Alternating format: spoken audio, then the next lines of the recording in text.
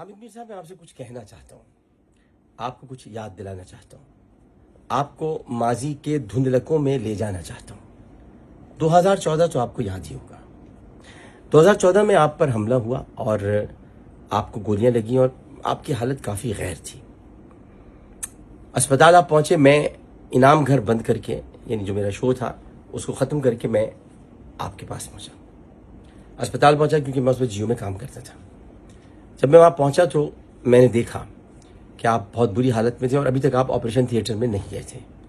آ رہے تھے لوگ، آنے جانے کا سلسلہ ابھی جاری تھا۔ ایک صاحب کو باہر سے آنا تھا، کچھ لوگ اور بھی آپ کے پاس آئے ہوئے تھے۔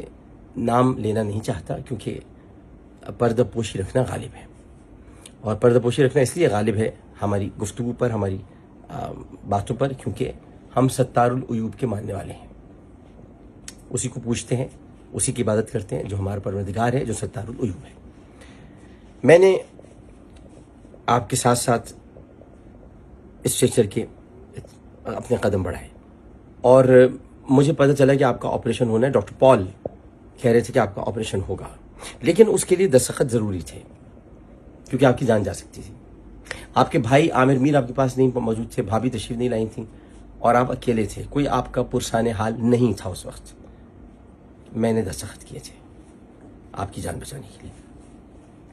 دستخط ہونے کے بعد آپ کا آپریشن ہوا جو قریباً 4 گھنٹے جاری رہا۔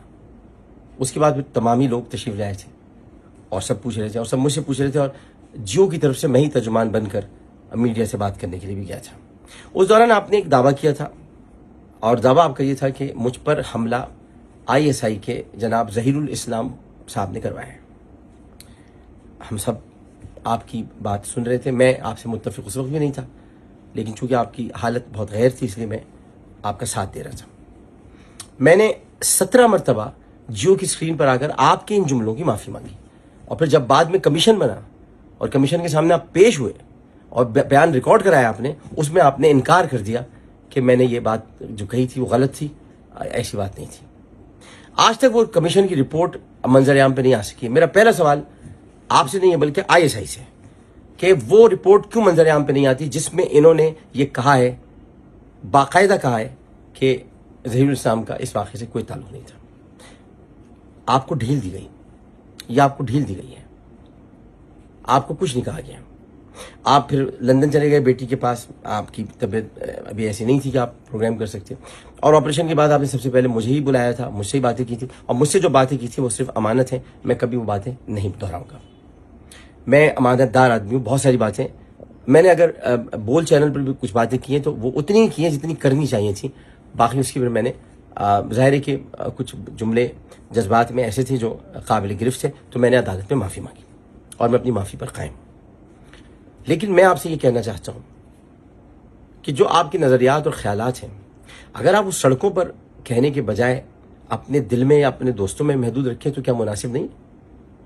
کیونکہ یہ آپ کے خیالات ہیں، یہ قوم کے نہیں ہیں۔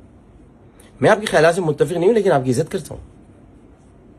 بس ایک چھوٹا سا کام مجھ سے نہیں ہو سکا، لیکن بات یہ کہ میں عزت کرتا ہوں میں۔ اب یہ تو نہیں ہوگا نا کہ آپ سڑکوں پہ کھڑے ہو کر کچھ بھی کہتے پھریں۔ جناب آصف غفور صاحب نے آپ کو عزت دی، آپ کو بلایا، آپ کو پریس بریفنگ میں بلایا، تعلقات سب بحال کرنا چاہتے ہیں، غلط فہمیاں دور کرنا چاہتے ہیں، لیکن اس کا یہ مطلب تو نہیں ہے کہ آپ کھڑے ہو کر آپ نے کیا کیا کہا ہے، اور آپ کہہ رہے ہیں وہ نامعلوم افراد نہیں ہیں، ہم ان کو جانتے ہیں، تو بتاؤ نام ان کا، بتاؤ نا، اگر آپ جانتے ہیں تو بتائیں، ہم سننا چاہتے ہیں۔ اور پھر اگر آپ کہیں گے تو واللہ قسم پروردگار کی جس کے قبضے میں میری جان ہے، میں وہ سب باتیں بھی منظر عام پہ لے آؤں گا جو آپ نے مجھ سے کبھی کہی ہیں۔ لیکن آپ وہ وقت یاد رکھیے، مت بھولیے گا کہ آپ تکلیف میں تھے، آپ درد میں تھے، اور آپ کا بھائی آپ کے ساتھ کھڑا تھا۔ پھر آپ نے مجھ سے کہا اپنے شو میں جانا عامر عالم آن لائن میں، اور میں نے گالیاں کھائیں اس پر میں نے گالیاں کھائیں، اور آپ نے کہا یہ کہنا کہ جب میں اسپتال پہنچا تو میں نے پاکستان زندہ باد کے نعرے لگائے، اور میں نے میں تو سادگی میں ہی مارا جاتا ہوں، کبھی مجھ پہ تیسری شادی کا الزام لگ جاتا ہے، کبھی کچھ لگ جاتا ہے، سادگی ہے میری کہ میں کرتا کچھ نہیں ہوں لیکن ہو کچھ جاتا ہے میرے ساتھ۔ اور میں نے اس کے بعد آپ کے کہنے پر میں نے کہا کہ آپ نے پاکستان کا زندہ باد کا نعرہ لگایا، آپ نے پرچم بلند کیا، آپ کو چھوٹا سا ہم نے پرچم دیا، آپ نے بلند کیا، جو دیا تھا آپ کو، یہ بات حقیقت بھی تھی، لیکن زندہ باد کے آپ نے نعرے لگائے مجھ کو نہیں پتا تھا، لیکن یہ کہ آپ کو پرچم دیا تھا، آپ نے کہا، اب میں نے آ کے ٹیلی ویژن پر یہ کہا کہ حامد میر صاحب تو زندہ باد کے نعرے لگائے، تو اس پر لوگوں نے بنایا ہاں حامد میر صاحب زخمی ہوئے، اس کے بعد اترے، پھر اسپتال گئے، اسپتال میں بھی انہوں نے زندہ باد کا نعرہ لگایا، اس کے بعد اسٹیشن پر لیٹتے زندہ باد کا نعرہ لگایا، پھر ان کو نرس لینے آئی، اس کو دیکھا انہوں نے زندہ باد کا نعرہ لگایا، لوگوں نے میرا بڑا مذاق اڑایا اس میں چپ رہا۔ لیکن اب آپ جو کر رہے ہیں، آپ کے پیچھے میں لگ جاؤں گا، میں آپ کو بتا رہا ہوں یہ غلط کر رہے ہیں آپ۔ تحقیقات کے بنا کسی بھی ادارے پر الزام لگانا بہت تکلیف دہ ہے، بہت برا ہے۔ حالانکہ اب میں آپ کو اگر کچھ یاد دینا چاہوں، نواز شریف آپ کو دیکھنے آئے تھے، اندر کا منظر بتاؤں، میں تھا، خواجہ آصف تھے، عامر میر تھے، نواز شریف صاحب تھے، آپ بھابھی تھیں، عامر میر اس وقت کیا کہہ رہے تھے سن سکیں گے؟ خواجہ آصف کیا کہہ رہے تھے سن سکیں گے؟ کیا سب بتا دوں؟ کیا امانتیں ظاہر کر دوں؟ کیا امانتوں کا خائن بن جاؤں؟ کیا بتا دوں کہ آپ کے نظریات کیا تھے، کیا چاہتے ہیں؟ یا پھر میں وہ بتاؤں آپ کو کہ جب میں اسپتال میں آپ کو دیکھنے آیا تھا ایک دن اور اکیلے میں آپ نے 1 گھنٹہ مجھ سے کچھ باتیں کی تھی، میں وہ بتاؤں؟ یا گاڑی میں آپ کے ساتھ کہیں جا رہا تھا تو آپ نے مجھ سے کچھ باتیں کی تھی، میں بتاؤں؟ میں خائن نہیں ہوں، میں باتوں کو دل میں رکھتا ہوں، راز ہم نے کبھی ظاہر نہیں کرتا۔ اس لیے میں آپ کو مشورہ دینا چاہتا ہوں، آپ سے ملتمس ہوں کہ آپ اپنی للو یہ زبان ہے اس کو بند رکھیں اس کو۔ بہت کچھ آپ غلط کہہ رہے ہیں، انتہائی غلط کہہ رہے ہیں۔ میں خود کچھ جاہلانہ پریشانیوں میں مبتلا ہوں، اور جاہلانہ پریشانی اس لیے کہ انتہائی گھٹیا اور جاہل اور بزداد قسم کی لڑکی جھوٹے الزامات لگا رہی ہے، اس لیے میں فوری طور پر آپ کو جوابات نہیں دے سکا۔ وہ میں اس کے لیے کورٹ جا رہا ہوں، وہ ایک الگ بات ہے۔ لیکن یہ میں آپ کو بتا دوں کہ آپ جو کچھ بھی کر رہے ہیں وہ انتہائی غیر مناسب کر رہے ہیں۔ آپ کو یہ زیب نہیں دیتا جب تک کہ یہ معلوم نہ ہو، تحقیقات نہ ہو۔ آپ کی ہوئی نا تحقیقات، کمیشن بنا تھا نا، اس نے 3 مہینے تک اپنی رپورٹ تیار نہیں کی تھی، اس کے بعد رپورٹ جو سامنے آئی ہے اس میں آپ یہ ذکر تک نہیں ہے کہ آپ پر حملہ ISI نے کروایا تھا۔ کیا میں وہ کال بھی آپ کو یاد دلاؤں جو آپ کے حملے کی فوراً بعد کسی کی آئی تھی؟ ایک بہت بڑے لیفٹیننٹ جنرل تھے، انہوں نے فون کیا تھا، انہوں نے میرے فون پر فون کر کے کہا تھا ذرا بھائی سے میری بات کرا دیں، اور پھر میں نے کان کے پاس فون لے جا کر آپ کو ان کی گفتگو سنوائی تھی، آپ ہاں کر رہے تھے، جی اچھا، اور بعد میں انہوں نے مجھ سے کہا آپ کا بہت بہت شکریہ، میں آپ کو ہمیشہ یاد رکھوں گا۔ وہ مجھے ہمیشہ یاد رکھتے ہیں، لیکن انہوں نے آپ سے بات کی تھی۔ میرے پاس سارے جو لوگ تھے وہ مجھے فون کر رہے تھے اور کہہ رہے تھے کیا کہہ رہے ہیں، ان ساروں کے نام میں نہیں بتا سکتا، بہت سے ریٹائر ہو چکے ہیں، بہت سے اب نہیں ہیں، جو منظر عام پر ہیں ان کو تو یہ واقعہ پورا معلوم بھی نہیں ہے۔ تو پھر آپ مجھے بتائیے آپ یہ کیا کر رہے ہیں؟ اگر اس طرح ISI کو لوگوں کو مروانا ہوتا ہے یا کسی پر کوئی ظلم کرنا ہوتا ہے یا گرفتار کرنا ہوتا ہے تو ISI نام بتا کے کام کرتی ہے۔